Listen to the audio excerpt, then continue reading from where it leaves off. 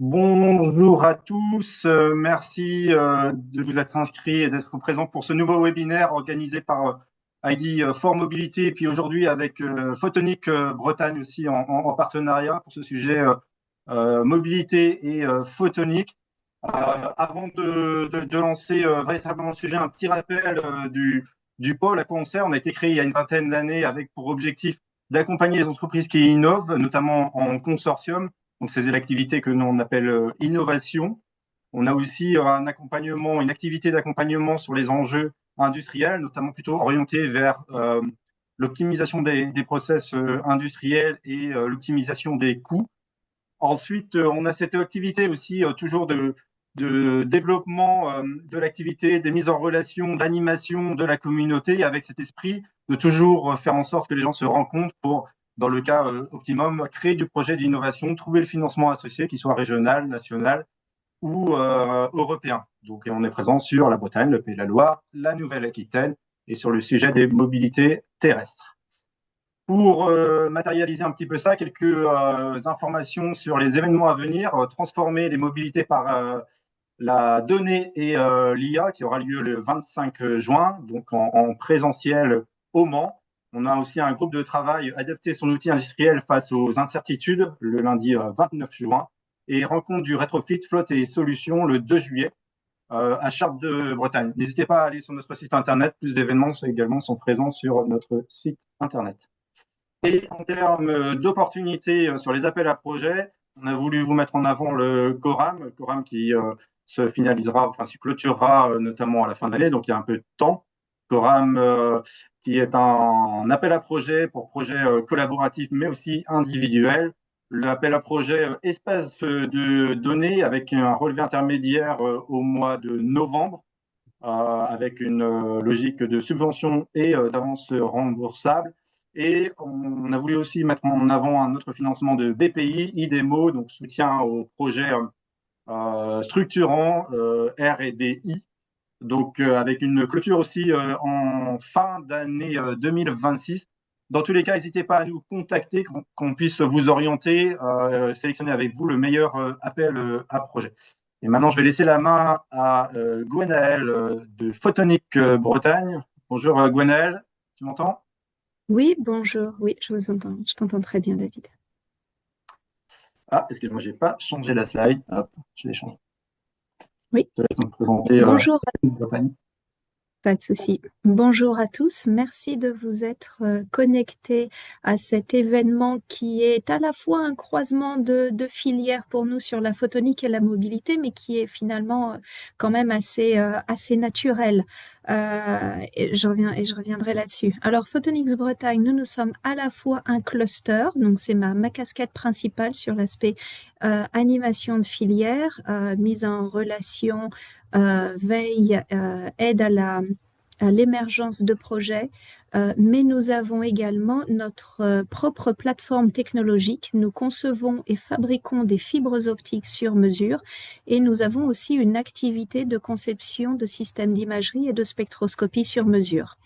Le message principal que je souhaite vous envoyer aujourd'hui, c'est de venir nous voir. Si vous avez une question qui fait, qui fait appel à de l'optique, à de la photonique, si vous cherchez un partenaire, c'est pas forcément nous, ça peut être effectivement quelqu'un de notre réseau et nous serions heureux de vous mettre en relation pour justement, comme le disait David, faire vivre et faire progresser votre RDI. Tu peux passer à la slide suivante? Merci. Quelques opportunités croisées du côté de Photonics Bretagne. Donc, nous allons bientôt tenir notre assemblée générale à Perros-Guirec. Alors non, le thème, ce sera pas la mobilité, mais par définition, il y aura les acteurs de la photonique bretonne, mais aussi pas mal d'acteurs de la photonique francilienne. Donc, n'hésitez pas à venir nous joindre à nous. C'est dans un cadre absolument agréable au bord de la mer. Il fera beau, il fera bon, ce sera très sympa et vous pourrez parler de mobilité non spatiale si vous le souhaitez. Nous faisons aussi partie d'un consortium européen qui s'appelle Photon QBoost, qui organise deux types d'activités en plus de toute une panoplie de services gratuits. L'une est une visite de délégation qui aura lieu les 8 et 9 octobre à Stuttgart, adossée au salon Vision de Stuttgart et Quantum Effects, et son thème sera la mobilité. Vous êtes tous invités à y participer, que vous soyez une PME, une ETI, une grande entreprise ou un laboratoire de recherche. Vous êtes tous les bienvenus et si vous avez des questions, n'hésitez pas à me contacter après ce webinaire. Photon QBoost organise aussi des appels à projets et comme la mobilité est l'un de nos secteurs identifiés pour soutenir les PME dans leur démarche de transition verte ou de montée en compétitivité, c'est un appel qui va tout à fait s'adresser à vous et que nous lancerons à la fin de cette année. Voilà, je vous remercie. Oui, pardon, ça c'était... Ah, mais ça, c'est typique. On prépare une présentation et puis finalement, on oublie le tout dernier slide. Alors, pour ceux d'entre vous qui ne connaîtraient pas, et je pense qu'en fait, il y en a très peu d'entre vous qui ne connaissent pas ce que la photonique peut apporter au secteur des mobilités terrestres. Sur ce qui existe déjà, on va essentiellement être sur de l'optimisation de sécurité, d'efficacité à la fois des transports en termes de véhicules, en termes d'infrastructures, que ce soit pour le secteur routier ou le secteur ferroviaire. Mais on va de plus en plus vers des capteurs multimodaux intégrés pour optimiser de la maintenance et pas seulement de la circulation et évidemment accélérer la transition vers des transports qu'on va appeler intelligents et durables en justement tirant le meilleur parti de capteurs multimodaux dont photoniques avec de l'intelligence qui peut venir en support derrière pour accélérer la prise de décision. Voilà, je vous remercie. Merci beaucoup, Gwenaël. Et puis, on va attaquer dans le cœur du sujet du jour avec ce webinaire mobilité et photonique. La photonique, l'objectif aujourd'hui est de partager l'état de l'art des technologies, d'illustrer leur mise en œuvre à travers de projets et des cas concrets, des cas opérationnels. Et on va commencer alors avec Isabelle Morvan de la société Canon Research par le propos du projet Roadview. Ensuite, on sera avec Jean-Philippe Godin de Texis pour nous parler des capteurs embarqués et dans les environnements complexes. On continuera avec Raoul Bravo de Outside, logiciel d'analyse 3D LIDAR, pour continuer avec Damien Groslo, qui sera le dernier intervenant de Sharpa Engineering, pour nous parler des contraintes d'usage, de la perception et des limites physiques des capteurs photoniques pour le machinisme agricole notamment et la défense. Si vous avez des questions, il y a un onglet où c'est marqué Q et R comme questions et réponses. Je vous invite à marquer vos questions dans cet onglet, davantage que dans le chat. Nous répondrons à toutes les questions à la fin de ce webinaire. Si nous n'avons pas le temps de répondre à toutes les questions, sachez que je vous mettrai en relation avec les intervenants pour qu'ils puissent vous répondre par ailleurs. Et d'autre part, vous aurez aussi un sondage à la fin. Je vous invite vivement à y répondre. Ça nous permet, si besoin, de vous mettre en relation avec les intervenants ou avec d'autres acteurs autour de la photonique, de la mobilité.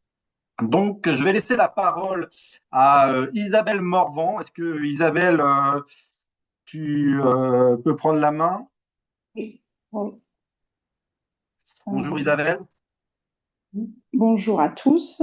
Donc, je vais vous présenter une activité auquel le centre de recherche Canon, où on est situé près de Rennes, a participé.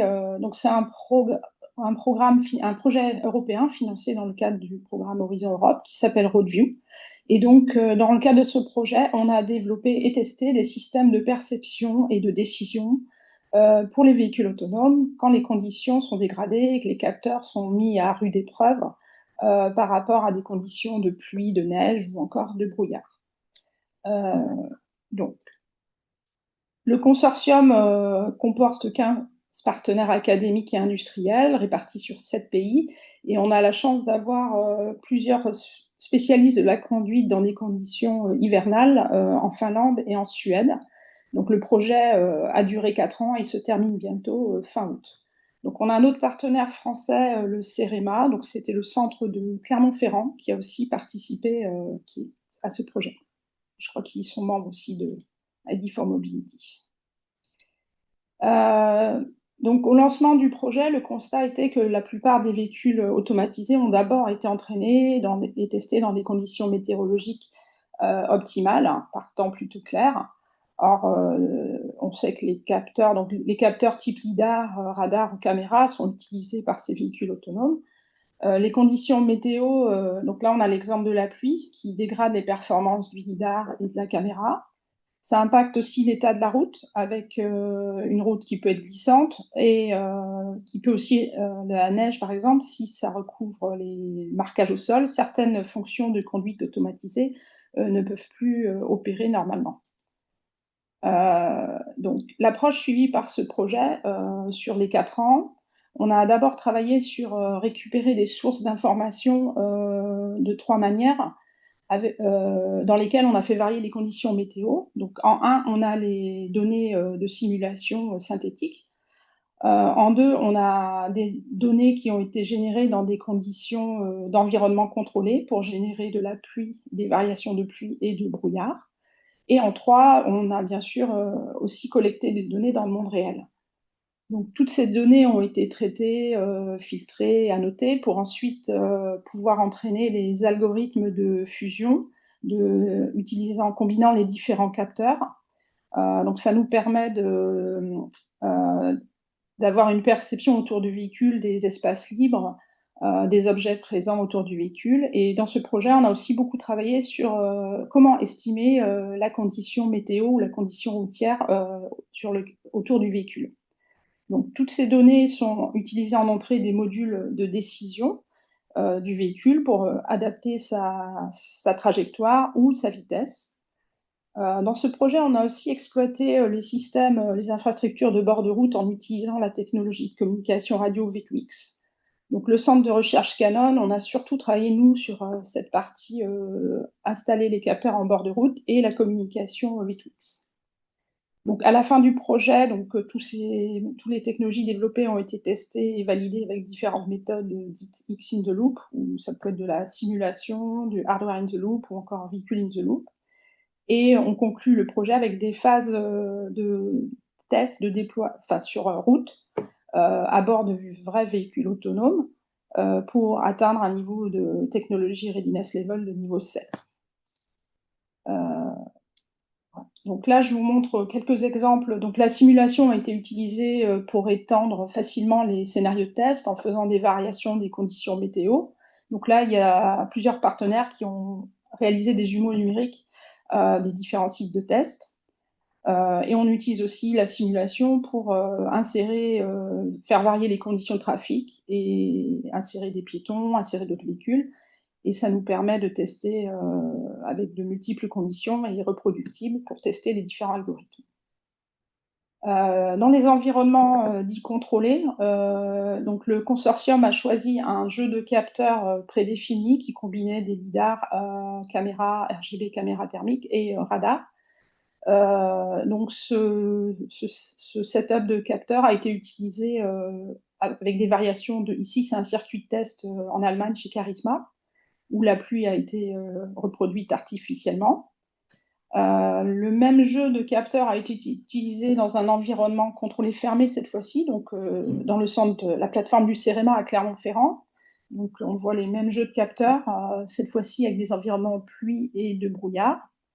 Donc le projet a publié toutes les données de collecte des différents capteurs avec des variations d'intensité de pluie et brouillard, avec des cibles, donc un véhicule, soit un piéton ou soit un cycliste, positionnés à différentes distances des capteurs. Donc, toutes ces données peuvent être utilisées par toutes les personnes souhaitant tester leurs algorithmes de perception et sont publiques sur le site web du projet. Concernant la collecte de données dans le monde réel, donc là, on avait 3 types de véhicules qui ont conduit pendant des milliers de kilomètres, de jour, de nuit, et par différentes conditions. Donc, il y a un camion autonome qui, lui, a conduit surtout sur situation autoroute en Turquie, donc le camion de Ford Otosan. Donc là, c'est plutôt des conditions. Donc dans les montagnes, il pouvait y avoir du brouillard et de la pluie. Au nord de l'Europe, on a les partenaires finlandais qui ont plusieurs véhicules équipés de tout un tas de capteurs qui ont roulé pendant l'hiver sur des conditions de glace et de neige et parfois aussi de brouillard. Et le dernier partenaire, AVL, situé en Bavière, en Allemagne, lui a aussi roulé plus dans des situations urbaines. Et pareil, a roulé pendant l'hiver, on voit là une photo qui illustre leur caméra, ce qui s'est fait recouverte de neige rapidement après quelques minutes de conduite quand la météo est vraiment défavorable. Donc tous ces véhicules ont servi à la fois pour faire une collecte de données. Donc, à la fin du projet, ces données vont être publiées avec une campagne aussi d'annotation qui a été faite pour que ça puisse être utilisé par d'autres personnes souhaitant travailler dessus. Dans les innovations développées dans le cadre de ce projet, donc je ne vais pas toutes les lister ici, mais je vais vous en donner quelques exemples. Donc d'abord, il y a le filtrage des données capteurs pour supprimer le bruit lié à la météo. Là, on a l'exemple d'un capteur LIDAR où sur la vidéo de gauche, on voit en noir les particules introduites par la neige autour du LIDAR. Donc, le projet a développé un module pour filtrer ces points liés à la neige et avoir une image de points plus propre qui ensuite va être utilisée pour faire la segmentation et l'analyse des données. Donc, ce code source est aussi publié sur le GitHub du projet. Un des enjeux, c'était d'avoir un algorithme robuste à différentes conditions météo, mais aussi embarquable temps réel à bord des véhicules. Donc tous les éléments développés par le projet ont été vraiment testés sur les véhicules que je vous ai montrés avant et sur route en conditions réelles de mode autonome. Donc le système de perception du projet Roadview, c'est aussi important de détecter quelles sont les conditions météo courantes pour savoir si le véhicule est toujours apte à conduire en mode autonome. Donc, un des partenaires finlandais a développé une estimation pour savoir où la route est plus ou moins glissante. Donc là, à partir des images caméra, cette fois-ci, on voit sur l'image du milieu, donc plus c'est colorié en vert jaune, ce sont les portions de la route qui sont les plus sèches. Donc ça permet ainsi aux véhicules autonomes de reproduire le comportement humain, de se mettre dans les traces du véhicule précédent quand il neige. Un autre élément technologique, c'est l'estimation de la visibilité. Donc là, toujours l'exemple de la Finlande, on a un scénario de test où il y a un véhicule au loin ici projette beaucoup de neige. Et le véhicule derrière, à partir des données LIDAR, il y a une estimation qui est faite de la visibilité à l'avant du véhicule, ce qui permet, quand la visibilité est altérée, de réduire, d'adapter la vitesse du véhicule ou voire d'arrêter le mode de conduite autonome car on sort de la plage de bon fonctionnement du véhicule. Donc le centre de recherche Canon, nous, on a travaillé plus particulièrement sur l'installation de capteurs de bord de route. Donc ici, pendant plus d'1 an, on a installé en haut de ce poteau une caméra et un lidar qui surveillaient le carrefour. Donc les températures pendant ces tests ont été en dessous de moins 30 degrés pendant au moins 1 mois. Donc la caméra, elle peut supporter jusqu'à moins 40 degrés parce qu'elle a un chauffage intégré. Et le lidar avait été équipé d'un système de chauffage supplémentaire, car lui, il pouvait marcher que jusqu'à moins 10 degrés. Donc, on a ce système de bord de route pour qu'il puisse interagir avec les véhicules autonomes. Donc, on utilise la communication radio V2X. Donc, on a testé 2 services de perception V2X. Donc, en premier, le projet Roadview s'intéresse beaucoup aux conditions météo. Donc, on a testé un Road Weather Service qui permet d'échanger les estimations de météo locale. Donc là, on avait le partenaire Cerema qui, à partir des images de la caméra installée au carrefour, était capable d'estimer les conditions météo, donc le type de temps, type neige, brouillard, temps clair, d'intensité des précipitations et aussi les conditions de la route. Donc là, dans notre exemple, la route était recouverte de neige. Donc leur technologie est intéressante parce si une caméra est déjà installée au bord de la route pour surveiller cette route, ça nécessite pas l'installation d'une station météo supplémentaire pour avoir l'état de la route.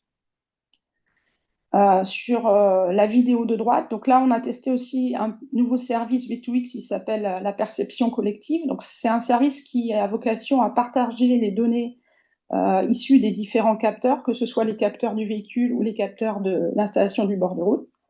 Donc là, on a fait des expérimentations avec les partenaires où donc la vidéo là montre la superposition de l'image caméra avec la détection faite donc là par le logiciel développé par Canon, la détection des véhicules ou des piétons présents à ce carrefour. Et il y a un véhicule qui arrive par la droite, là, qui est le véhicule d'un partenaire qui est équipé d'un lidar. Et donc là, on a projeté sur cette image les points que vous pouvez voir, c'est la détection faite par le lidar de ce véhicule. Donc là, la technologie V2X, on ne partage pas les données brutes issues des capteurs, mais les données qui résultent de l'analyse, donc uniquement les types d'objets vus, les positions et les vitesses de ces objets. Parce que si on partageait toutes les données, en termes de bande passante, ce serait peu efficace. Cette vidéo montre comment une unité de bord de route coopère avec un véhicule autonome pour améliorer sa perception. Le véhicule en bleu sur la carte à gauche se dirige vers une intersection surveillée par des capteurs caméra et lidar installés en hauteur. La caméra près de l'intersection détecte 2 piétons indiqués en vert sur la carte et qui s'apprêtent à traverser au passage protégé.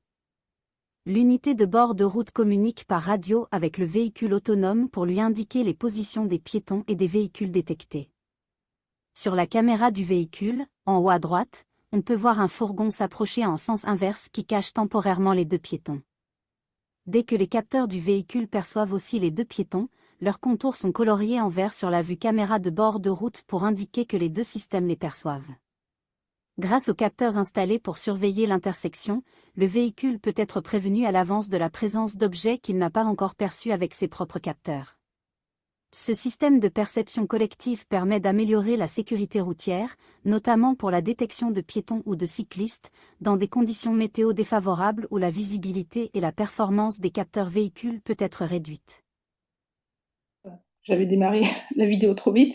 Donc là, c'est un exemple d'utilisation du service de collection perceptive où on peut étendre la perception des véhicules avec ce que voit le système de bord de route. C'est notamment intéressant d'être installé dans des endroits à risque ou des intersections, comme là. La dernière partie du projet, c'était de travailler aussi sur les systèmes de décision basés sur les conditions météo, donc dans l'objectif de réduire la vitesse pour s'adapter aux conditions météo. Voire d'enclencher la procédure de mise en sécurité lorsque le véhicule autonome sort de la plage de bon fonctionnement. Donc là, la vidéo, c'est le partenaire finlandais VTT qui réalisait ce test de faire stopper automatiquement le véhicule lorsqu'il détecte qu'il a une visibilité qui n'est plus suffisante. Avec ce partenaire VTT, on a aussi testé l'utilisation d'un nouveau service V2X qui n'est pas encore complètement fini de normaliser, qui s'appelle le V2X Maneuver Coordination Service. Ce service permet de donner des conseils aux véhicules autonomes de la part de l'infrastructure routière. Donc pareil, je vais vous montrer une petite vidéo qui a été faite pour expliquer ce qu'on a pu faire avec le partenaire VTT. Cette démonstration montre la coopération entre une unité de bord de route pour demander à un véhicule autonome d'effectuer une manœuvre de risque minimale pour redonner le contrôle au conducteur. Le véhicule autonome est en train de rouler en direction d'une route qui est particulièrement glissante.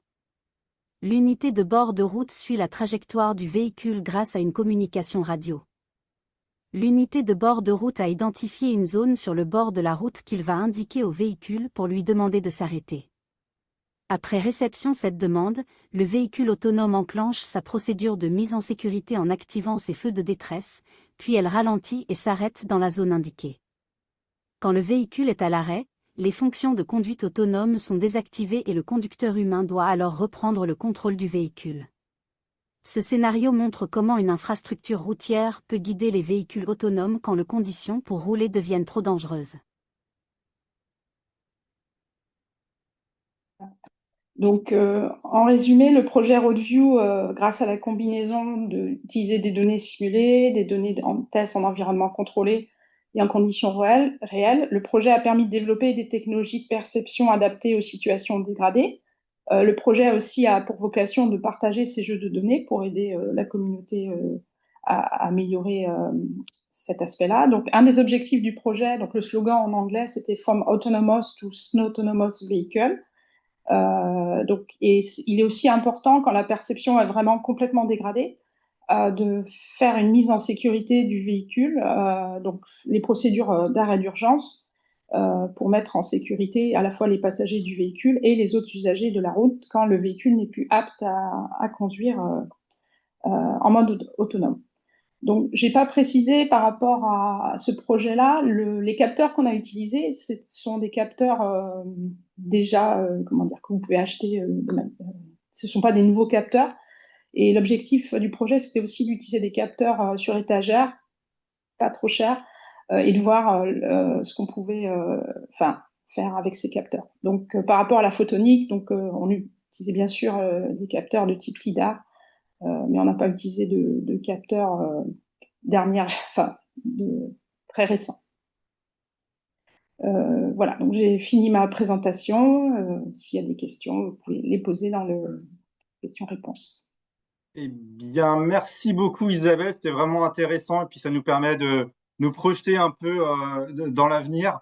On reviendra avec des questions à la fin de ce webinaire. Et maintenant, je vais laisser la parole à Jean-Philippe Gaudin de Texist. Jean-Philippe, est-ce que c'est possible de partager ta présentation? On y va. Hop. C'est bon. Donc, Jean-Philippe qui va nous parler des capteurs embarqués en environnement complexe pour une mobilité plus sûre. Voilà, donc bonjour à tous. Donc, je suis Jean-Philippe Gaudin de la société Texis Group, qui est localisée principalement sur Nevers et qui est en fait une société qui développe des capteurs embarqués depuis les années 2000. Donc, a été développé en fait, créé par un ancien du sport automobile qui était chez Prost Grand Prix en fait à l'époque et qui est resté sur Nevers quand Prost Grand Prix a déménagé sur la région parisienne et donc qui a commencé à développer différents types de capteurs pour la mesure embarquée, mesure de différents paramètres, que ce soit de la mesure inertielle, mesure d'effort, mesure de température par infrarouge. Voilà, différentes expertises ont été développées autour de la mesure. Jean-Philippe, Et oui. Jean-Philippe, excuse-moi, on ne voit pas la présentation, enfin du moins moi je ne la vois pas, je ne sais pas les autres personnes. Pourtant, il m'a semblé faire partager. Alors, partager, tac, là, autoriser, pardon. Voilà, Là, c'est peut-être mieux. Non, c'est moi, je me vois, donc oui, voilà, c'est ça. Et ok, là, super, c'est bon. Pardon, désolé, je n'avais pas été jusqu'au bout de la manip. Donc voilà, une société qui a démarré à Nevers et qui s'est développée, je dirais, dans le sport automobile notamment, et donc dans les capteurs embarqués. Une soixantaine de personnes avec 80% de chiffre d'affaires à l'export. Je passe rapidement sur la présentation générale. C'est pas le but de cette présentation, mais voilà, ça permettra en la partageant plus tard de la détailler de votre côté. Donc avec des implantations dans différents pays en fait où le sport automobile est très très développé. Donc avec des distributeurs officiels et 2 implantations, 2 filiales, une aux États-Unis, une en Allemagne.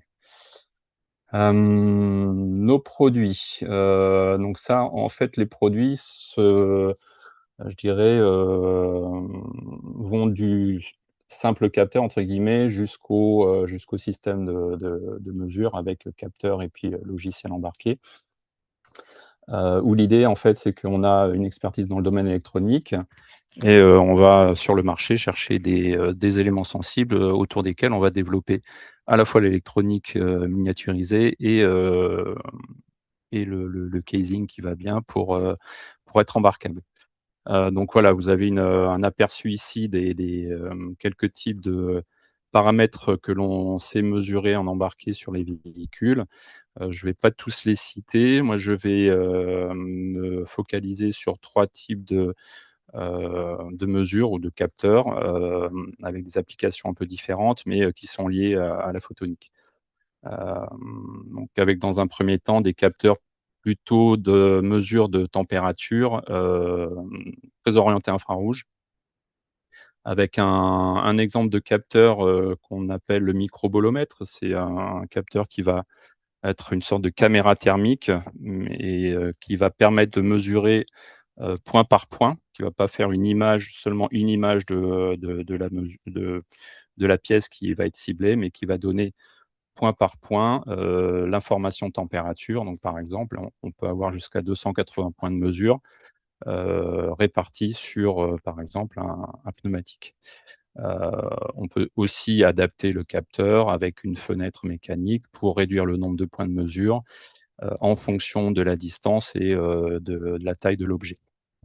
Donc là, voilà, on est sur un capteur assez précis et qui a une application plutôt de température de surface, comme tous les capteurs infrarouges qu'on a développés.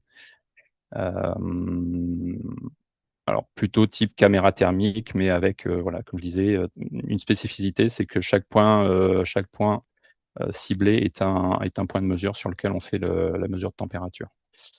On a une variété aussi de capteurs de température par infrarouge qui vont s'appliquer dans différents cas. Ça va aller de la mesure de température de la piste, mesure de température des freins, mesure de température de surface au niveau ça peut être au niveau aussi des pneumatiques ou des étriers de frein.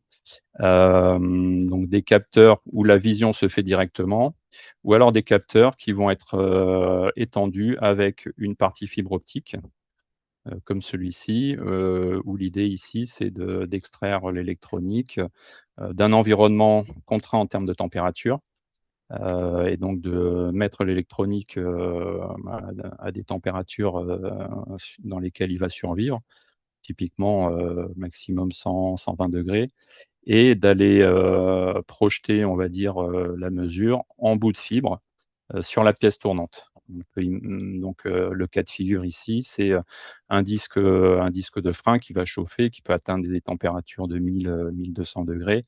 On va extraire l'électronique, l'éloigner suffisamment pour qu'elle soit à des températures, exposée à des températures qui lui permettent de continuer de fonctionner, et on va transmettre l'information visuelle, enfin l'information photonique, on va l'appeler comme ça, l'information lumineuse au capteur qui va récupérer l'émissivité en fait de la pièce, et mesurer la température. Donc avec des fibres optiques spécifiques qui vont, elles, tenir à ces températures-là, justement. Donc ça, c'est un premier, voilà, deux cas d'application, de capteurs. Là, ces applications-là représentent facilement 50% des applications et des capteurs que l'on vend. On a un cas de figure, un capteur aussi qui va allier à la fois la photonique et puis de la mesure un peu plus, enfin hors photonique, on va dire, plus classique, qui rejoint un peu les capteurs qu'on retrouve dans les véhicules de Monsieur Tout-le-Monde, hein, les capteurs de mesure de pression dans les pneumatiques. Et là, on a développé, alors pour les besoins effectivement du sport automobile, mais ça peut aussi représenter un besoin dans le domaine du véhicule léger. La mesure, en fait, un capteur qui va mesurer plusieurs types de températures, en plus de la pression et de l'humidité ambiante au niveau du pneumatique. Donc la température de la carcasse, de la jante, la température de l'air à l'intérieur, pour donner des informations variées. Alors là, dans le cas du sport automobile, ça permet au véhicule d'adapter, de voir comment le véhicule, je dirais, évolue en termes d'adhérence et d'évaluer aussi la fatigue du pneumatique, son usure. Et donc, ça permet de travailler à la stratégie de course pendant les courses. Ensuite, on a une ligne de capteurs, donc qui est la ligne Optel-Texis, où là, on est plutôt donc, sur des capteurs qui vont privilégier l'utilisation de la fibre optique. C'est une société, en fait, je l'ai passé un peu rapidement dans la présentation, mais c'est une société qui a rejoint le groupe Texis en 2020 pour justement apporter cette dimension utilisation de la fibre optique de manière un peu plus ample sur les applications. Donc, on va se retrouver avec ici des applications qui vont être plus sur de la machine tournante, on va dire, des cas d'application sur les pièces tournantes. Donc, dans l'automobile, ça va être les moteurs, ça va être les turbocompresseurs, ça va être les arbres de transmission, voilà, tout un tas de... tous ces éléments tournants qu'on retrouve ici. Donc sur la partie moteur, nos clients vont utiliser nos capteurs pour mesurer dans les moteurs à combustion. Alors, on n'est pas obligé d'associer moteur à combustion à la partie combustion de carburant fossile, mais ça peut être aussi les moteurs à combustion à hydrogène. Et dans ces cas-là, on peut se retrouver avec des applications qui rejoignent un peu le moteur à combustion avec énergie fossile, où je dirais la création d'un mouvement linéaire doit se transformer en mouvement de rotation, et ça peut créer des variations de vitesse qui doivent être, je dirais, réduites au maximum pour améliorer la durabilité des pièces, et puis également réduire le bruit, les vibrations, voilà, et puis améliorer, enfin optimiser la consommation. Ça, c'est pour la partie moteur. La partie turbocompresseur, voilà, c'est comme ce sont des pièces des éléments qui vont tourner très rapidement, nos clients vont plutôt travailler sur l'équilibrage de ces éléments-là. Je citais les arbres de transmission. Donc là, on va utiliser ces capteurs-là pour la mesure de couple dynamique sur les arbres de transmission. Donc, le principe de ces capteurs, c'est d'utiliser, comme je vous disais, de la fibre optique. Alors ici, dans ce cas-là, la fibre optique, elle est passive, c'est-à-dire qu'elle va uniquement transmettre la lumière. On ne le visualise pas sur ces photos, mais imaginez que la fibre optique ici est reliée à une électronique, et c'est cette électronique-là qui, elle, va à la fois émettre et recevoir le signal lumineux. La fibre optique étant là pour transmettre uniquement le signal. Elle sert également à écarter l'électronique d'un environnement qui pourrait être contraint en termes de dimension, parce que placer un capteur proche des pièces tournantes peut ne pas être facile. Également des contraintes électromagnétiques, des contraintes en termes de poussière, de température, de projection de liquide en tout genre. Donc le cas de figure que je citais juste avant sur les acyclismes, donc la transformation de ce mouvement vertical en mouvement de rotation crée des variations de vitesse, et nos clients vont placer différentes sondes à différents endroits, notamment sur une façade accessoire, où ils vont mesurer la vitesse en sortie d'arbre moteur, et ils vont regarder les variations de vitesse, l'impact des variations de vitesse sur les différents accessoires, que ce soit groupe de clim, alternateur et autres. Et de voir un peu comment tout ça peut être optimisé. Les transmissions entre ces éléments peuvent être optimisées aussi via les courroies qui peuvent avoir des mouvements de glissement, enfin des glissements, tout simplement.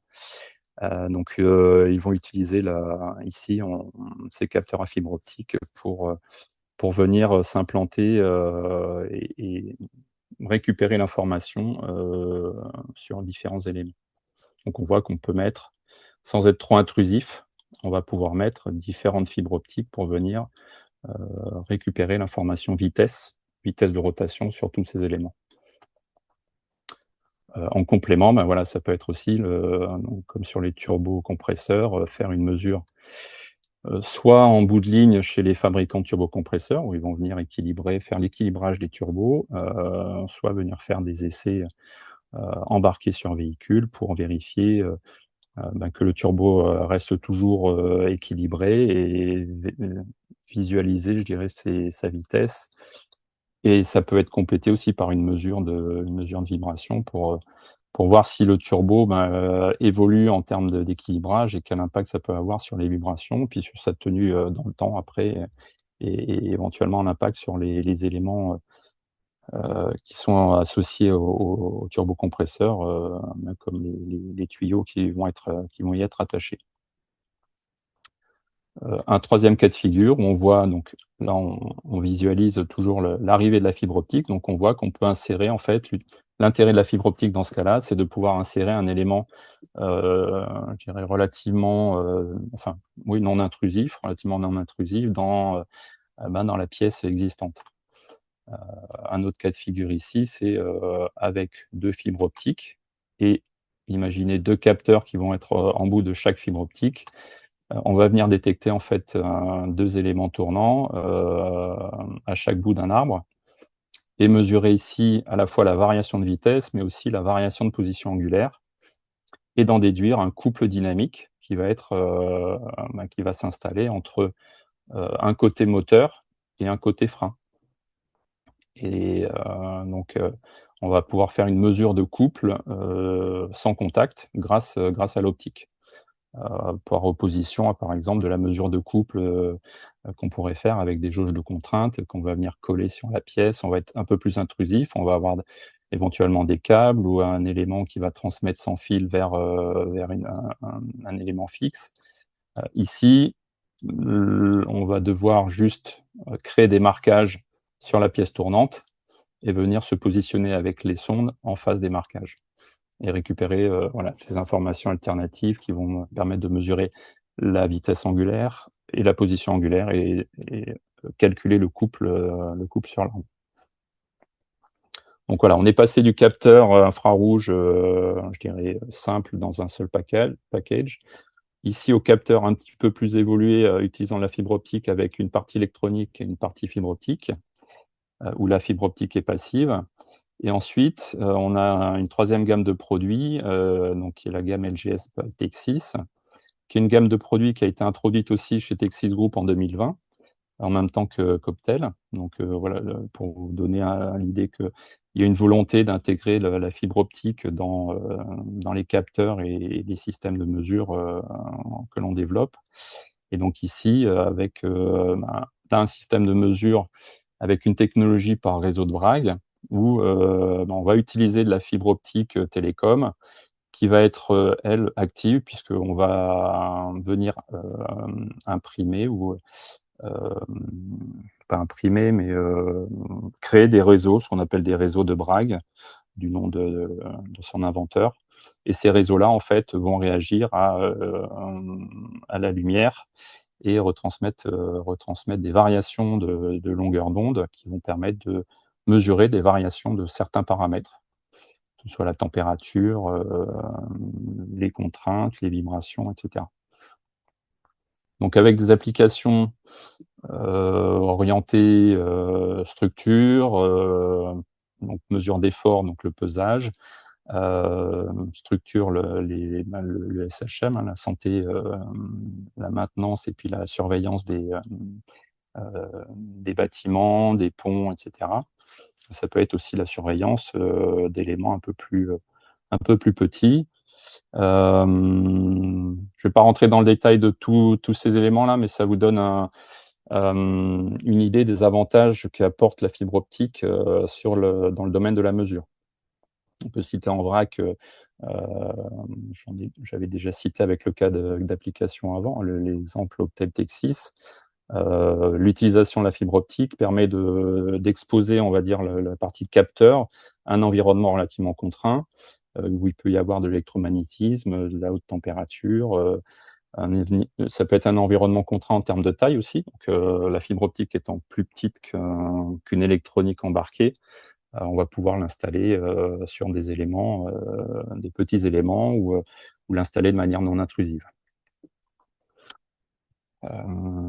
Qu'est-ce que je pourrais dire d'autre? C'est inerte. On n'a pas comme les câbles en cuivre, on n'a pas d'électrons qui passent, donc on peut passer aussi dans des environnements, enfin de manière assez safe, dans des environnements contraints, type ATEX. Donc là, un cas d'application, je ne sais pas où on en est au niveau du temps, mais je vais pas trop déborder.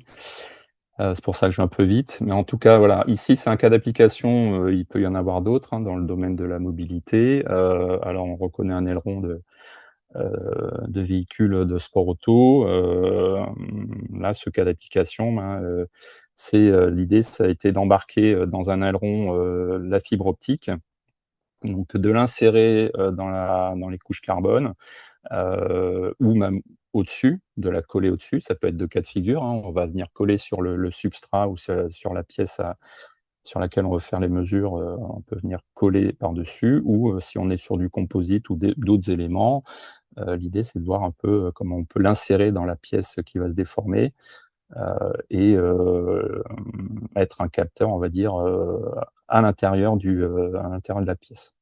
Donc là, le cas de figure, c'était de venir mesurer la déformation de cette pièce mécanique, de l'aileron, pour voir un peu comment optimiser la forme de la pièce, sa taille, son positionnement, pour améliorer l'aérodynamique, et notamment l'appui aérodynamique du véhicule. Donc voilà, là, l'idée, c'était de mesurer plus de la déformation que des contraintes, mais ça peut être d'autres cas de figure. Et comme on est sur le domaine embarqué, et je fais le lien avec la mobilité, hein, je reviens sur le slide ici. On a dans le système, ce que j'ai oublié de dire, c'est que dans le système, j'ai parlé de la fibre optique, mais il y a quand même l'électronique, ce qu'on appelle l'interrogateur, qui est quand même le cerveau du système, puisque c'est lui qui va émettre la lumière et qui va la réceptionner en retour et analyser tout ça pour donner les mesures finales de température, de contrainte, de pression, etc. Donc cet interrogateur-là, il a une certaine taille actuellement pour toutes les applications industrielles, et on développe un interrogateur qui va être 4 fois moins grand, pour justement l'embarquabilité dans les autos. Autos notamment, mais pas que, puisqu'on ne travaille pas que dans l'automobile. L'embarquabilité aussi sur les motos peut être intéressante, et on travaille en tout cas sur la taille. Dernier slide. Donc avec les perspectives, alors ce qui est actuellement, l'utilisation de la fibre optique sur la transmission de données, on l'a vu sur la partie capteur et système de mesure. J'ai assisté dernièrement à des présentations qui notamment étaient sur le thème aéronautique, où ils extrapolaient le passage du fly-by-wire sur le fly-by-light, donc l'utilisation de la transmission de lumière par fibre optique pour la commande de certains éléments sur les avions. Donc ça peut être aussi un step à passer éventuellement pour différentes applications automobiles. Et avec, donc pour l'auto, on reparle de l'immunité par rapport aux perturbations électromagnétiques, hein, si on est dans le cas de figure de véhicules hybrides ou 100% électriques. Donc par rapport au fonctionnement interne de ces véhicules électriques, ou quand on arrive sur des stations de chargement, on peut avoir de l'électromagnétisme en pagaille. Comparativement à la transmission d'informations par câble de cuivre, on peut augmenter la bande passante des informations, simplifier aussi le câblage pour faire des routages plus simples, et réduire la taille et la masse au niveau à la fois de la fibre optique, je dirais de la ligne de transmission d'informations. Donc, passer de câble en cuivre à de l'optique, on va pouvoir passer plus d'informations dans quelque chose d'un peu plus petit, donc réduire les dimensions à la fois des câbles, du câblage, mais aussi de la connectique. Donc, ça peut amener à une réduction de coûts au final. Et je vous ai mis un crédit photo, un petit comparatif justement d'une société qui avait fait une présentation il y a peu de temps à laquelle j'ai assisté. Donc, il faisait un comparatif, alors qu'il faut remettre dans son contexte, hein, c'est un comparatif ici qui est, comment dire, qui était dans l'aéronautique, mais ça peut donner des idées justement sur pour la mobilité automobile, camion. On parlait de train tout à l'heure dans la présentation de la matinée, donc voilà, les perspectives peuvent être assez larges. Voilà, j'ai terminé pour ma présentation.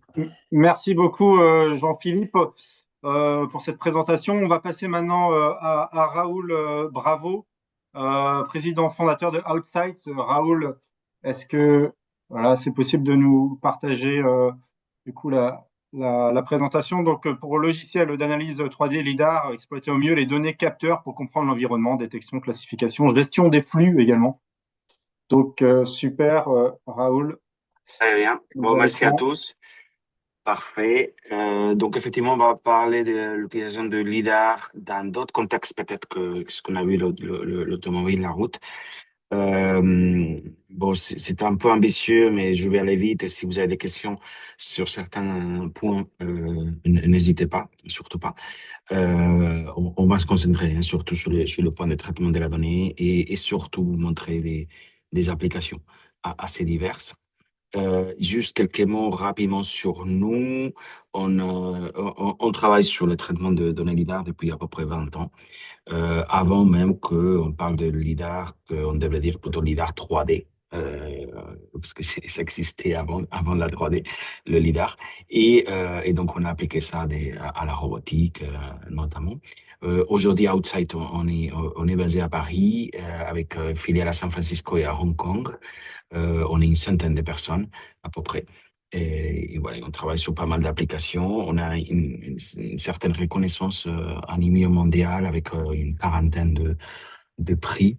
On a déposé 76 brevets et on est reconnu 7 fois déjà par Gartner comme étant un des acteurs clés, que ce soit sur la spatial computing, ou pas que la vision par ordinateur, ou le digital twin, parce que vous allez voir que ce qu'on fait peut être perçu sous différents angles. Là, on va parler LiDAR, mais pour nos clients, la technologie n'a aucune importance. Ils ne veulent que le bénéfice. Et donc, si on regarde depuis cet angle, vous allez voir que ce qu'on fait, c'est plus proche aussi des digital twins qui sont permis par sa techno. Pour être plus clair, nos clients, ces clients-là, ce sont des opérateurs d'infrastructure. Donc, les applications dans lesquelles on est actif sont celles où on déploie les capteurs LiDAR notamment sur des bâtiments de façon fixe. Donc, dans l'exemple de tout au début sur la route, nous, on s'est plutôt sur la partie fixe à côté de la route et non pas sur le véhicule. Par contre, le type d'infrastructure ou de bâtiment dans lesquels on intervient est très divers. Donc, comme vous pouvez voir, grosso modo, c'est n'importe quel endroit d'une certaine taille, à niveau surface, et dans lesquels il y a un trafic significatif des personnes ou des véhicules ou des robots. Si c'est le cas, on peut normalement générer de la valeur. Concrètement, ce qu'on fait, c'est utiliser donc le capteur LiDAR pour traquer, suivre et générer de l'intelligence à partir de mouvements de chaque individu, chaque véhicule, chaque objet ou chaque robot, etc. De façon continue, temps réel et exhaustive. Donc, c'est-à-dire, si on est par exemple dans un aéroport, on va suivre chacune des personnes individuellement. Et l'objectif de cela est de soit aider ces opérateurs à optimiser leurs opérations, mieux comprendre en fait comment tout ça se passe à un niveau global et à un niveau précis de chaque touch point, on va dire, et faire en sorte que ça se passe mieux pour les visiteurs, les acheteurs, les voyageurs, etc., parce que tout c'est plus fluide. La sécurité et aussi par une meilleure compréhension des comportements, euh, optimiser aussi le résultat financier, leur vente dans des activités connexes notamment. Et si vous voyez un exemple ici, ça c'est l'aéroport d'Orly, un des terminaux. Donc, ce que je vous disais, c'est suivre chacune des personnes individuellement, tout le temps, partout, en temps réel. Et donc, dans un aéroport classique, ça suppose des dizaines de milliers de personnes facilement. Dans les cas véhicules, ça c'est un autre aéroport aux États-Unis, c'est exactement la même chose avec deux situations mixtes dans lesquelles on a et des véhicules et des personnes et des cas d'usage dans lesquels on veut justement comprendre ces interactions-là. Par exemple, est-ce qu'un véhicule a été laissé sans conducteur à l'intérieur pendant plus de 1 minute, etc., ce qui est une métrique d'un de nos clients, puisque ça pourrait être un indicateur d'un incident de sécurité grave et une menace pour toute sécurité. Donc ça, c'est un exemple. Mais ce qu'il faut retenir d'abord, c'est que notre métier commence par cette perception, tracking, mouvement, et va jusqu'à, et vous allez le voir, la délivrance de informations directement utilisables par les clients finaux dans la forme qui est utile pour ces clients finaux. Donc, on va voir ça d'abord. Je pense pas qu'il soit nécessaire de vous expliquer qu'est-ce que c'est un lidar, hein, mais le principe, quand même, si jamais et c'est utile, bon, c'est juste envoyer des pulses de lumière à laser qui vont rebondir dans les objets pour mesurer la distance. C'est que ça, je ne pense pas que c'est très utile pour vous comprendre effectivement les différentes composantes dans l'IDAR. Ce qui est plus intéressant, c'est comment concrètement, dans nos projets infrastructure, ça se compare notamment avec des caméras. Parce que vous pouvez bien imaginer qu'un aéroport, il est très, très bien équipé avec des caméras. Donc, les aéroports, c'est un des plus gros utilisateurs de caméras. Ils ont des dizaines de milliers de caméras. Donc, évidemment que leur premier réflexe, c'est dire pourquoi nous n'utiliserons pas les caméras qui existent. Et c'est tout. Et donc, ce qu'on se rend compte, c'est que dans la vraie vie, quand vous avez des dizaines de milliers de personnes qui déplacent en permanence, qui cachent les unes aux autres, etc., les avantages uniques du LIDAR font une différence de performance, une différence de valeur qu'on peut délivrer et qui dépasse le seuil, on va dire, de ce qui est utile pour un client. Autrement dit, avoir une vision très approximative n'est pas très utile rapidement pour pas mal de cas. Donc, le niveau d'exigence est assez élevé. Et donc, les lidars permettent ça. Et ce qu'on connaît moins, peut-être, c'est que, parce qu'on a souvent la vision véhicule, mais dans des projets infrastructure, les lidars sont beaucoup moins chers que les caméras. Beaucoup moins chers. Pas les mêmes prix, mais beaucoup moins chers. Pourquoi?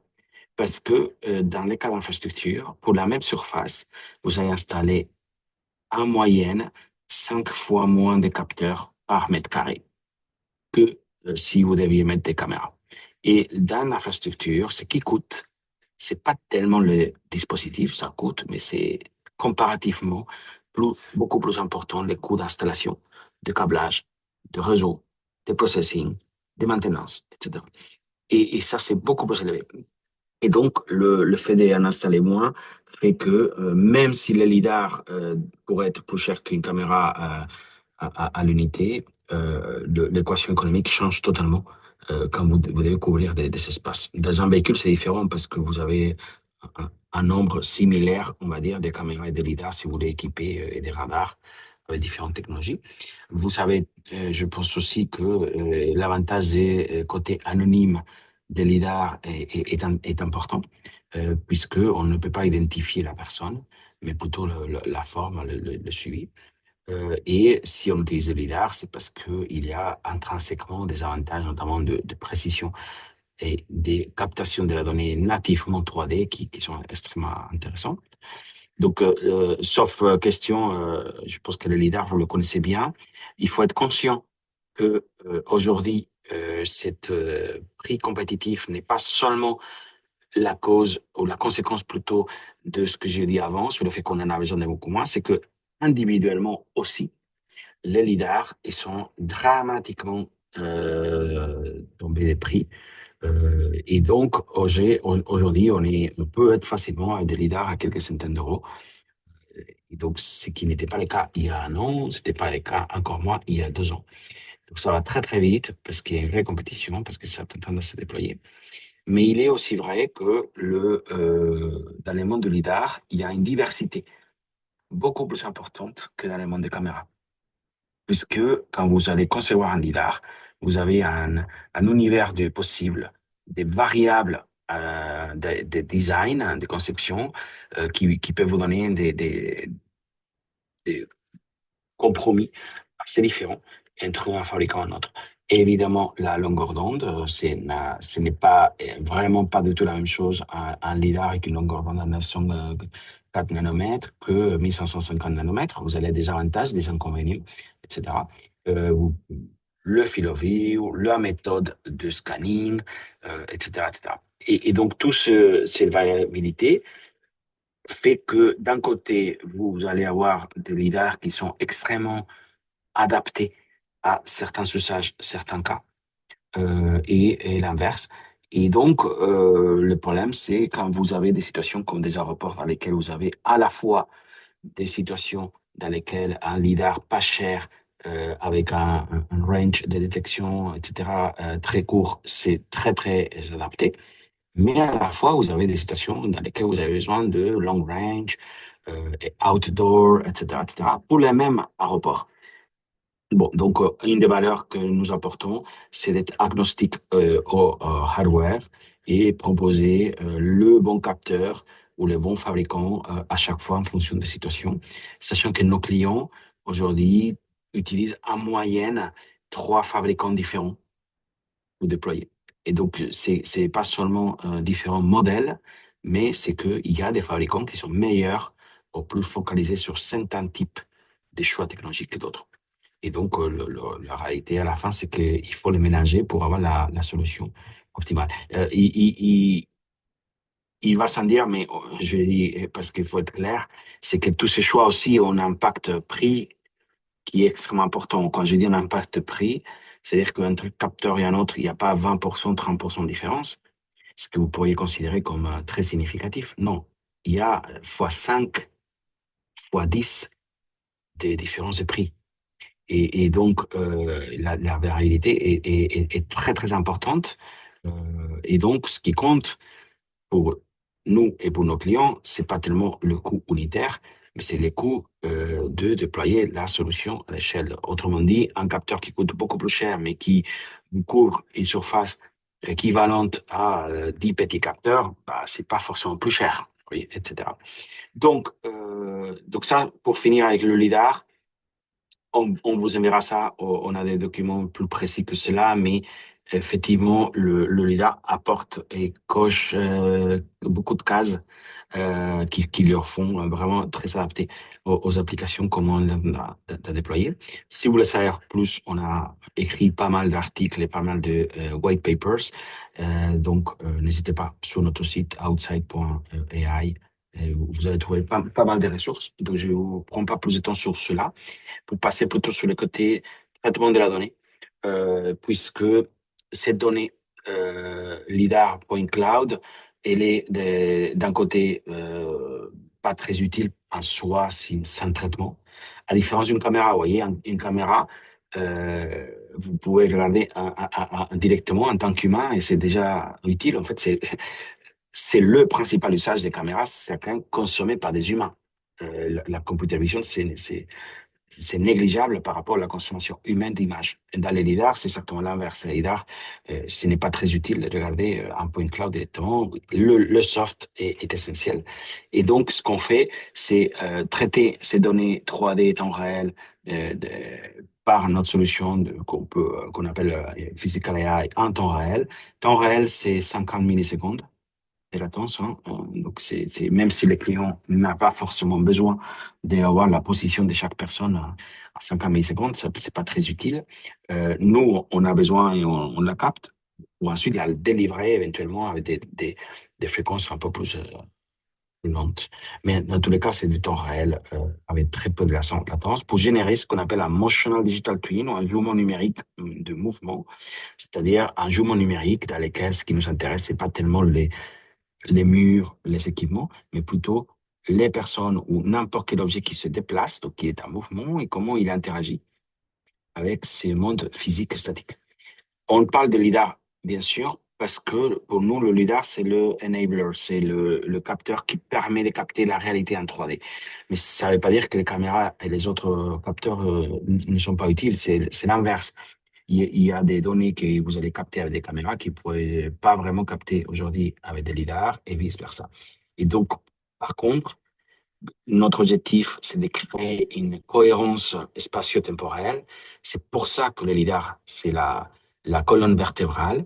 Par contre, à chaque entité qu'on va suivre, on peut y ajouter des informations captées avec n'importe quel capteur de n'importe quel type. Et donc, c'est comme ça que nous voyons l'utilisation de capteurs de tout genre combinés avec la 3D en temps réel. Si on parle de qu'est-ce que ça veut dire, c'est Motional Digital Twin, on le voit comme une évolution naturelle des jumeaux numériques.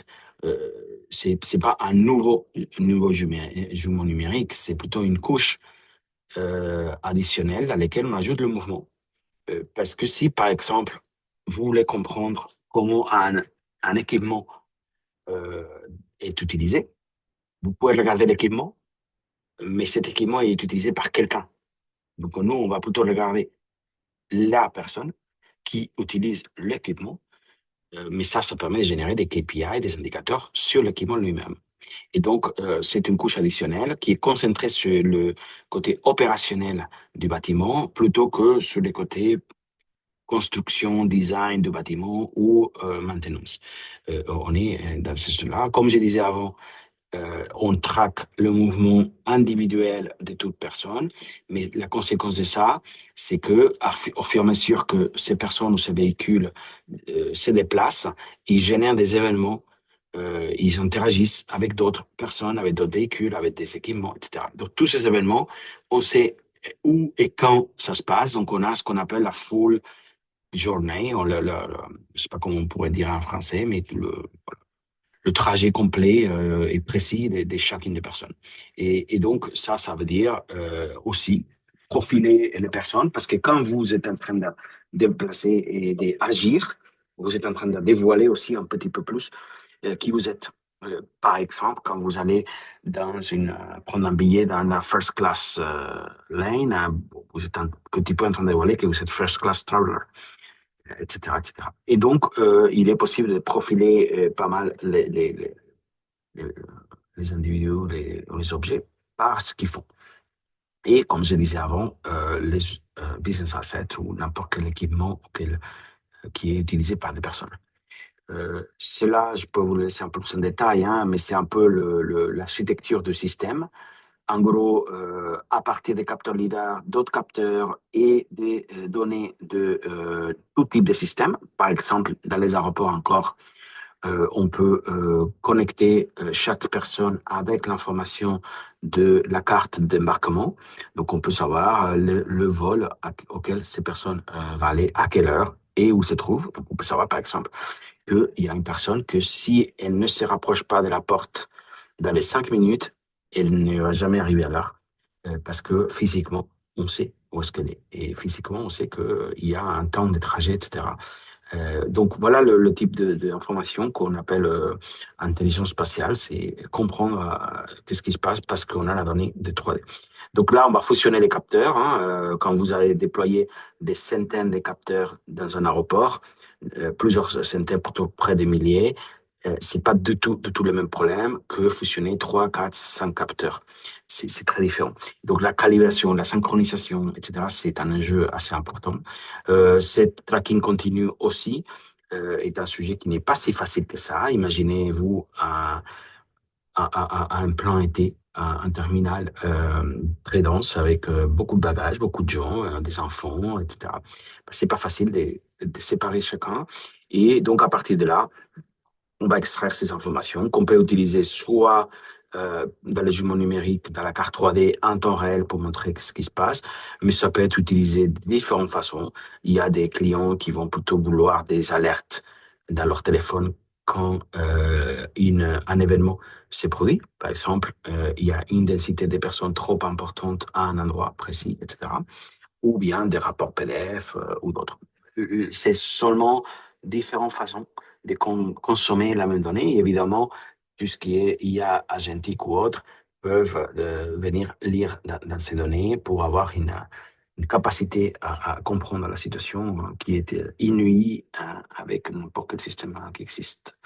Et donc, cela des différentes UI pour différents types d'usages et pour des applications, comme je disais avant, qui ne se limite pas aux aéroports, même si aujourd'hui on utilise beaucoup les aéroports comme rampe de lancement pour plein d'autres situations.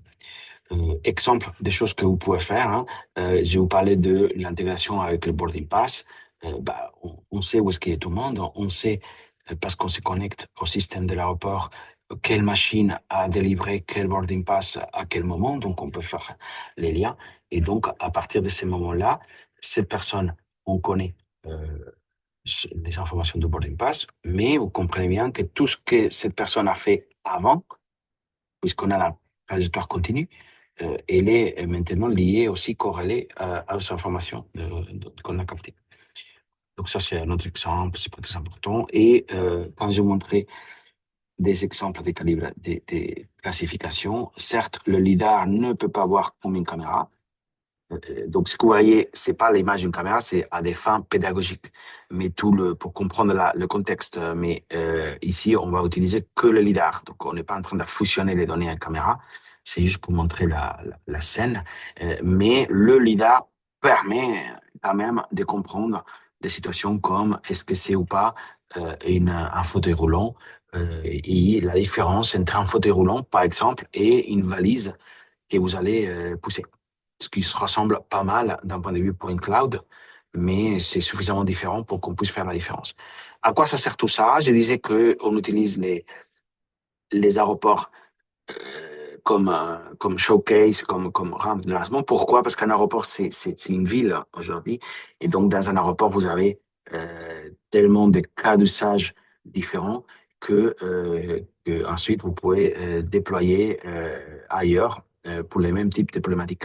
Donc, depuis les parkings, la robotique, la sécurité, évidemment, le restaurant, la logistique importante, le retail, l'arrivée de taxis, les transports publics, etc., etc.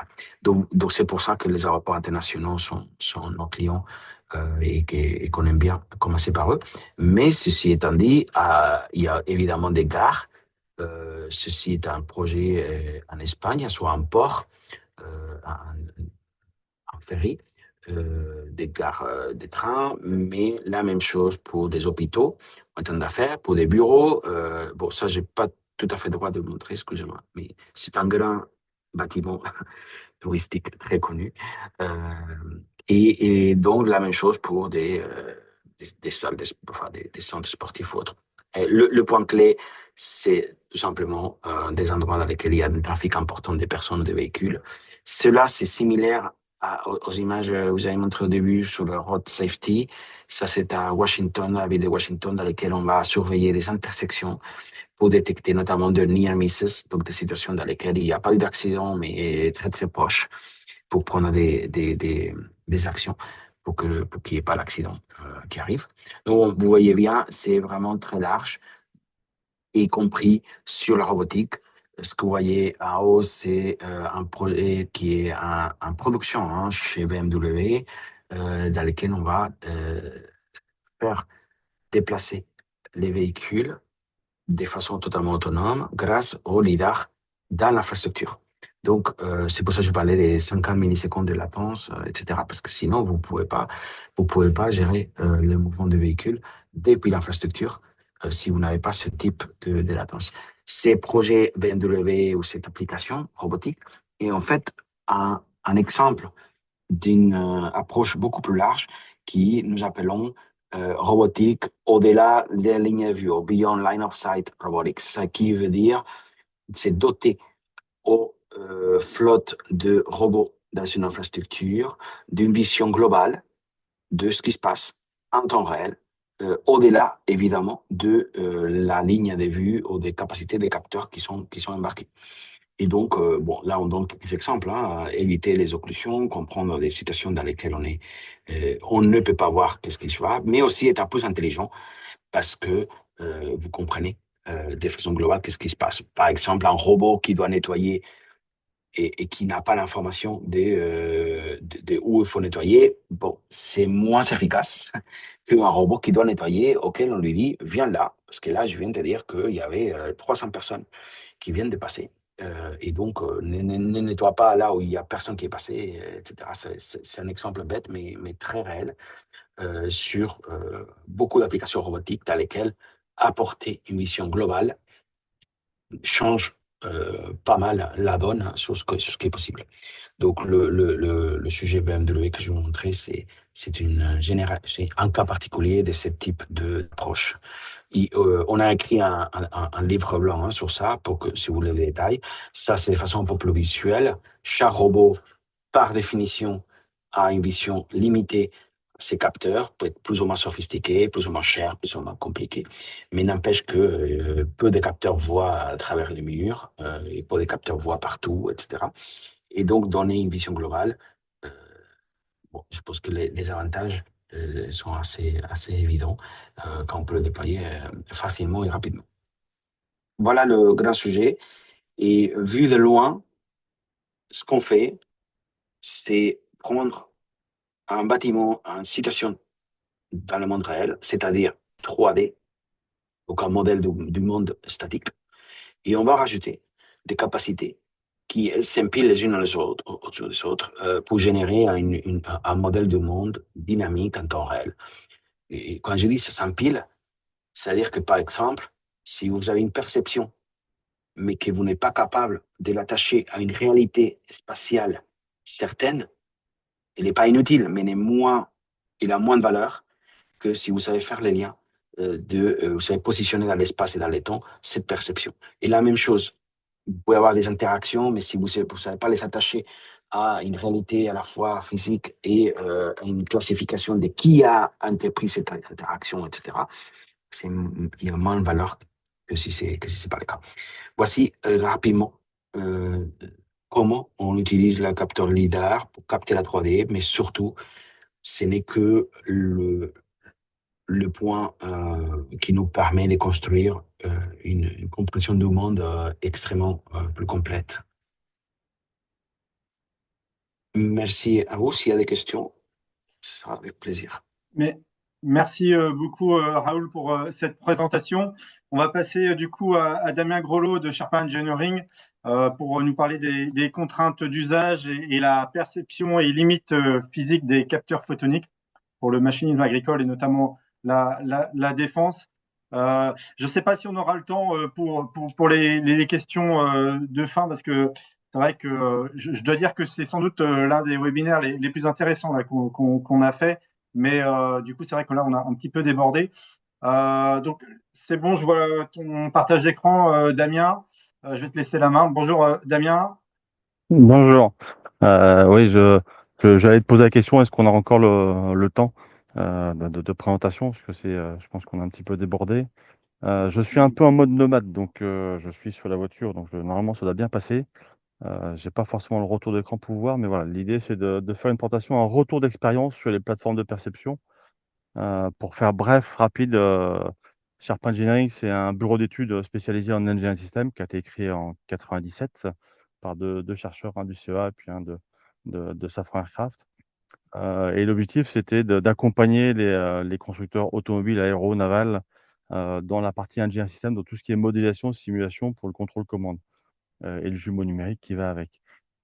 Et dans l'automobile, qui a été le gros de l'activité, bon, on est arrivé du moteur à l'habitacle. L'habitacle, elle aide à la conduite, et de la conduite, ce qu'on appelle les ADAS. On est arrivé au système de perception, localisation sur véhicule, et le développement des algorithmes, parce que on n'a pas vocation chez Sherpa normalement à faire du hard et de la technique. enfin de la technique pure réalisation, je veux dire. Mais comme c'est aussi mon profil scientifique, on a regardé ces sujets-là. Et donc la question qui se pose, mais pourquoi un système de perception, localisation, de gestion de trajectoire n'est jamais fiable à 100%? C'est la difficulté quand on accompagne les clients, c'est qu'il y a des contraintes d'usage, il y a des contraintes de structuration de plateforme, et puis il y a des systèmes de perception intégrés qui sont intégrés par rapport à des problèmes de coût, par rapport à des problèmes d'architecture, par rapport à des problèmes d'usage historique. Et donc ça pose difficulté, enfin il y a quelques difficultés qu'il faut résoudre en cours de route. Donc dans les contraintes d'usage, si on reprend, j'avais repris le basique, hein, parce que j'ai gardé la présentation initiale que j'ai contraint sérieusement, donc il y a 4 slides, hein, ça va être rapide. Mais on part du photon, on arrive sur le capteur, le signal, le traitement, l'IA et la décision. Et en fait, chaque capteur introduit des erreurs. C'est ce qu'on, dans toutes les présentations qu'on a vues juste avant, la difficulté elle est là. C'est d'une part le capteur, quand on l'achète et on l'installe, on le considère fiable, ce qui n'est pas toujours 100% du cas. Hein, il peut y avoir des fausses erreurs. On a eu le cas récemment sur un capteur qu'on a posé sur un véhicule, c'était un lidar, et on a été capturer tout un jeu de données sur le système agricole. Et en fait, les algos ne fonctionnaient pas comme on souhaitait, ça ne tournait pas comme il fallait. Et en fait, on a revenu sur les bases, on a regardé le jeu de données et on s'est rendu compte que le lidar avait un défaut sur son optique. Il y avait un décalage de 70 centimètres sur certaines images, ce qui fait qu'en fait, si on a une voiture, on avait une demi-voiture à côté, quoi. Donc c'était un peu le bazar, ça fonctionnait pas comme il faut. Donc le capteur peut générer des problèmes, le signal et le traitement du signal aussi, et l'IA et la décision également. Donc voilà, les capteurs photoniques, hein, alors je vais concentrer sur la partie lidar, caméra, et système infrarouge, fonctionnent avec lumière, donc sont soumis à la physique. Donc comme on voyait sur la première présentation, il y a du bruit photonique, donc du bruit du capteur, du bruit de l'électronique, parce que les alimentations peuvent générer du bruit qui peut venir perturber le signal. Il y a des problématiques d'atténuation, de distance, de brouillard, on voyait ça sur les présentations précédentes, de résolution. On n'a pas forcément un gros budget, donc si on met une caméra, on va pas forcément mettre des caméras à très haute résolution. Ça a d'une part un coût, ça a un espace qu'il faut utiliser, et puis une problématique de consommation énergétique. Si on veut un système faiblement énergétique, bah, il faut pouvoir gérer les contraintes. Et puis après, on a aussi les contraintes d'ouverture de champ. Si on est sur une voiture, on veut voir loin, mais pas forcément, et aussi large, mais on ne peut pas avoir les deux à la fois. Si on est dans un environnement agricole, on roule moins vite, mais il faut pouvoir voir l'environnement. Environnement agricole, ça veut dire environnement ouvert, c'est-à-dire un enfant peut se retrouver dans l'environnement, n'importe quelle personne peut se retrouver dans l'environnement du véhicule. Militaire, il peut y avoir aussi cette problématique-là, mais bon, en général, on est dans un environnement un peu plus compliqué. Et puis, on a des problèmes de réflexion. Quand on voyait les voitures qui roulaient sur la neige initialement, les propagations d'ondes ne sont pas tout à fait les mêmes que sur un environnement classique. Donc, ça peut poser des difficultés. Ça, c'est 2 photos que j'ai fait la semaine dernière quand j'ai fait un déplacement sur la Haute-Savoie et je suis descendu après sur le sud de la France. Et dans le matin, j'étais dans la neige, l'après-midi, j'étais dans l'herbe. Et donc, dans un véhicule, effectivement, la performance chute fortement en fonction des conditions idéales. Et ça peut être dans la même journée. Donc, si on met un véhicule militaire, par exemple, à évoluer dans un environnement de montagne, on peut se retrouver sur un versant avec alors c'était des versants assez éloignés, j'étais à 5 km l'un de l'autre, et à 1000 mètres d'écart.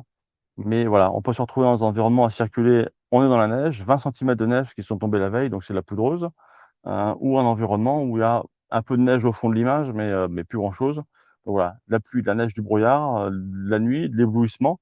Heu et sur un projet militaire sur lequel on travaille actuellement, l'objectif, c'est de faire circuler le véhicule dans un environnement chaotique, sur lequel ils viennent perturber le lidar, ils viennent perturber les caméras, donc les éblouir, et comment on se comporte dans cet environnement-là.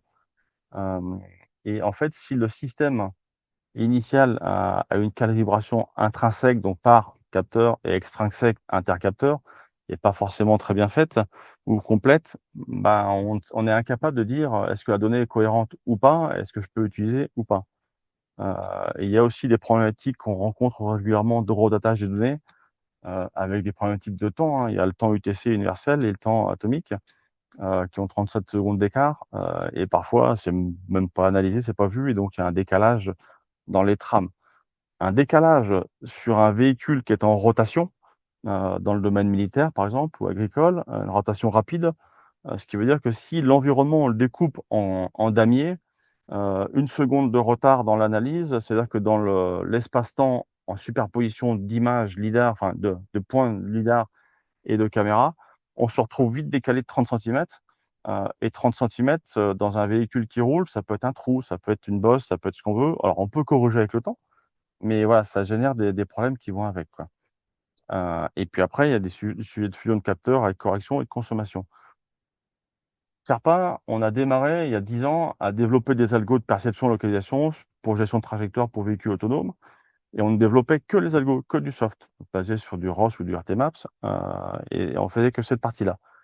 On s'est vite rendu compte que ne pas maîtriser le hard, comme c'était présenté précédemment, et pas développer nos propres plateformes génériques, on n'était pas performant à l'optimum, c'est-à-dire qu'on n'était pas à l'état de l'art pour pouvoir proposer des équipements.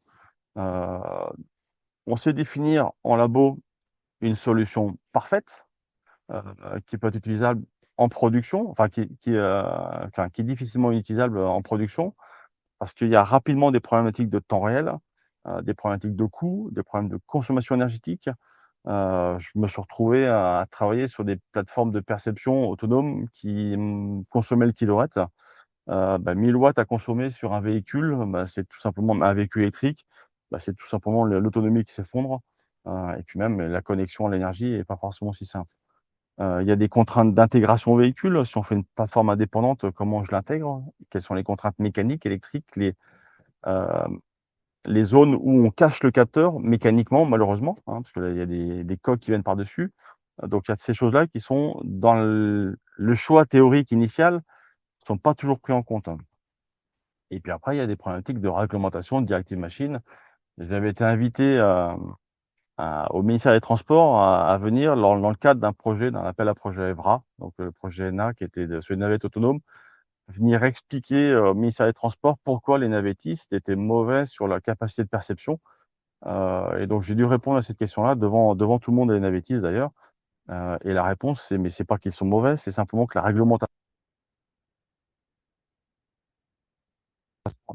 les algos qu'ils peuvent utiliser voient ce qui se passe. Il y a des boîtes englobantes, mais c'est comme si vous voyez dans un Excuse-moi, brouillard. Damien, ça a Oui. coupé quand tu nous parlais de ta réponse que tu faisais.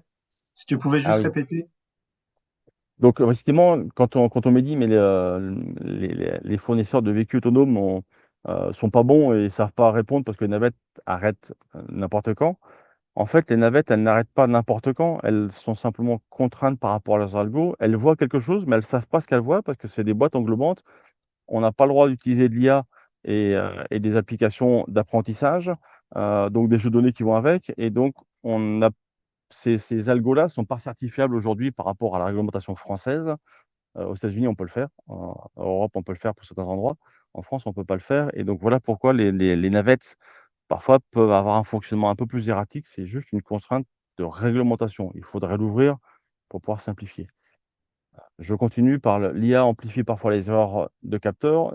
Comme je l'ai expliqué au départ, si le capteur, les nuages de points sont pas bien superposés à une image ou à une position ou une géolocalisation, c'est-à-dire que si les données sont pas horodatées à la source, parce qu'il faut tenir compte des temps de vol, donc des temps de transport de l'information entre le capteur et le calculateur, la disponibilité du calculateur pour aller traiter ces données-là.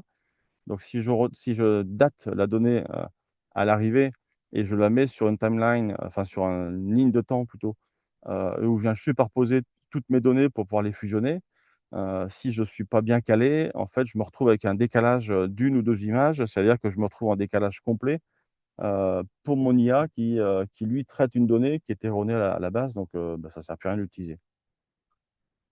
Quand on fait de la fusion de capteurs, effectivement, ça améliore, ça ne supprime pas les limites. Combiner lidar caméra, la redondance, la superposition de distorsion. Mais si on se rend compte sur l'image du bas, que j'ai pris assez récemment dans une ferme, si on vient chercher de l'aliment sur un tas qui est assez élevé, si c'est humide, on peut avoir des saletés qui viennent se coller sur les capteurs, qui viennent perturber, ou de la poussière.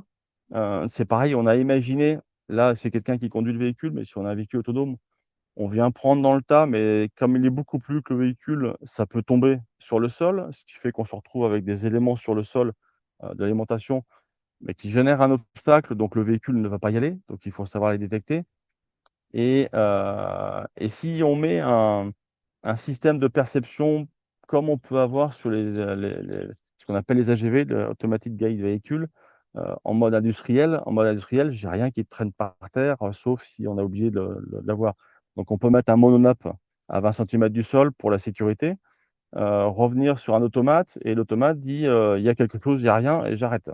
Si je mets ça sur ce type de véhicule-là, qu'on a déjà vu, parce que c'est des questions réglementaires derrière pour la directive machine, bon, on va vite arrêter le système et ça bloque. Donc il faut pouvoir, dans cette chaîne de directive qui répond à la directive machine, pouvoir intégrer des traitements d'informations qui viennent de l'IDAR et un peu d'IA pour dire oui, effectivement, il y a quelqu'un ou il y a quelque chose, mais l'élément, c'est de la poussière, c'est de l'aliment, c'est de l'herbe, donc on peut continuer. Voilà, c'est le genre de contraintes qu'on peut avoir, et là, il faut combiner les capteurs.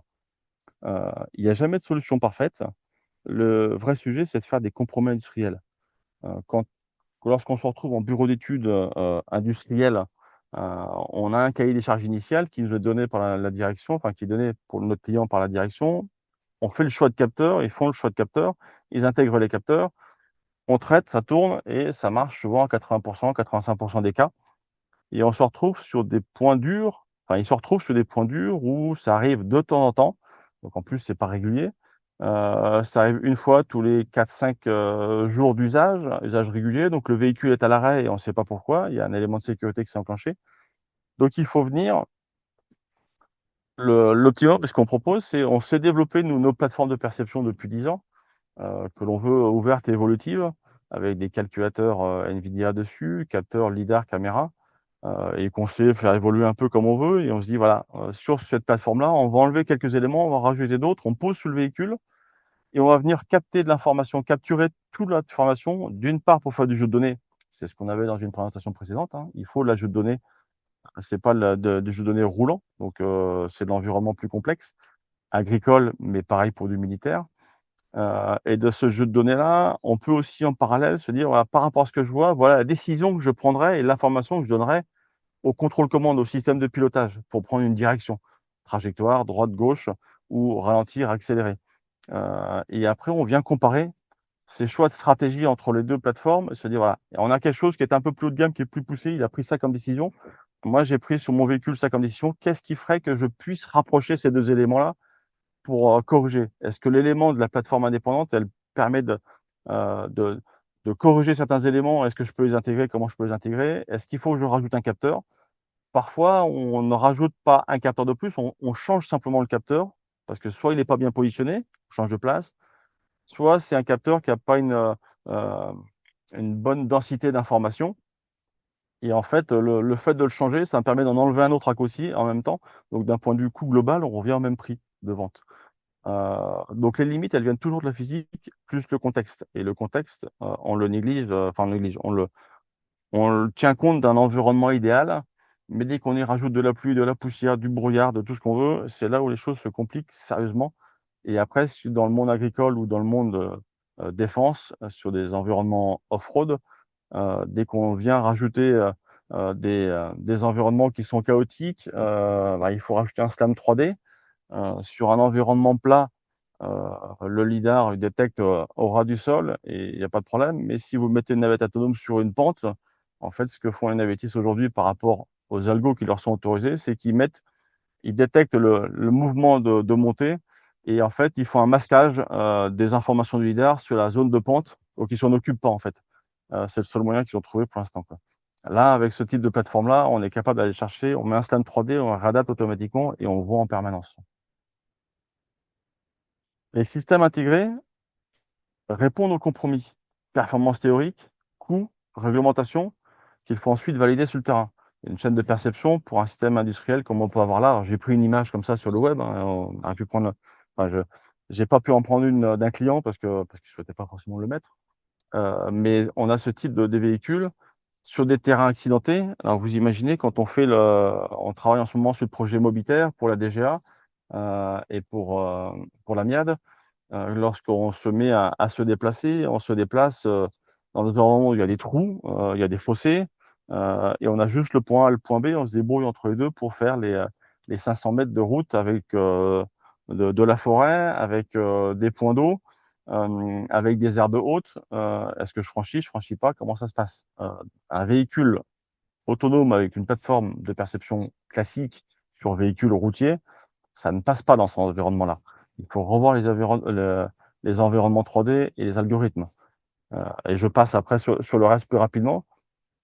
Donc, il faut résoudre ces problèmes pointus avec des occurrences faibles. Donc, les problématiques, on ne les rencontre pas couramment. Et donc, l'objectif, c'est de faire de l'acquisition de jeux de données. Ces plateformes-là, qu'on a au milieu, nous permet d'une part de poser sur un véhicule qui n'a pas de plateforme pour faire les essais, mode R&D, et on intègre après derrière, et aussi aller capturer de la donnée pour faire des jeux de données, des tests en réel de nouveaux algorithmes hors contraintes de sécurité, des tests de nouveaux capteurs ou de nouvelles configurations avant intégration, et surtout, alors j'ai mis un exemple ici de Gazebo, comme on a collecté des données d'environnement, on est capable de refaire l'environnement en numérique avec les outils Gazebo ou d'autres. L'avantage, c'est que celui-ci est open source. Et en fait, ces environnements-là, comme on les connaît, et on utilise ça sur le projet militaire avec projet Mobitaire que j'ai juste sur la droite, on a refait toute une partie de simulation parce qu'on ne pouvait pas se permettre d'aller faire des essais en permanence, on n'avait pas la possibilité. Donc, on a fait un environnement 3D complet et on a commencé à développer, redévelopper, spécifier tous nos algos par rapport à ce besoin-là militaire pour aller faire les compétitions telles que nous demandait la DGA. Et on s'est retrouvé premier sur les 2 premières. Il y en a 3 en tout, donc une par an. La 3e va bientôt arriver. Et grâce à cette simulation-là, en fait, on a résolu 99% des cas de figure. Il nous en restait quelques-uns à corriger sur le terrain, comme on a à chaque fois. Mais voilà. Donc, la plateforme de perception que vous avez indépendante, en fait, c'est la même ici, mais éclatée. On a changé les capteurs de place, on a changé les antennes de place. Voilà, on a une plateforme ouverte évolutive qui permet de répondre à différents besoins techniques en développement. Et cette partie-là nous permet de se positionner de l'automobile vers du off-road, vers de l'agricole, vers du militaire, vers des environnements off-road encore plus compliqués sur des gros équipements où il y a de la sécurité, et voire même apporter de l'information dans le champ visuel, même les camions. On a eu des questions il n'y a pas très longtemps, parce qu'on a des angles morts sur les camions qui sont assez importants, et dès qu'on commence à reculer dans des environnements complexes, il y a un risque d'écraser quelqu'un. Voilà. J'ai fait le tour de la présentation, j'ai contracté un petit peu pour pas perdre, pour essayer de récupérer un peu de temps. J'espère que ça vous a convenu. Eh bien, Je merci te laisse Damien. reprendre la main. Alors, vous avez pu voir un sondage qui vous est envoyé. On vous invite du coup à répondre à ce sondage. Pas hésiter aussi à nous contacter si vous cherchez des mises en relation avec nos intervenants qui ont présenté donc à la fois les différentes technologies, à la fois les possibilités. J'imagine que cela vous a donné des idées, et puis aussi à Damien qui nous a expliqué les différentes contraintes lors de l'intégration des différentes solutions. Donc, je vous invite à remplir ce sondage, à pas hésiter à nous solliciter si vous souhaitez des mises en relation avec les intervenants. Et pareil pour les intervenants, si vous souhaitez de creuser de nouvelles pistes avec nos membres. Donc, un grand merci à vous tous. On va s'arrêter là aujourd'hui, puisqu'on a dépassé le temps prévu déjà. C'était vraiment un webinaire très intéressant. Il sera disponible sur YouTube, sur notre chaîne YouTube, d'ici une semaine. Vous recevrez un email avec du coup le lien pour pouvoir avoir le replay. Je vous souhaite du coup une bonne fin de journée à tous et puis je vous dis à bientôt. Merci pour l'invitation. Bonne journée. Merci. Bonne journée. Merci. Au revoir. Merci, au revoir.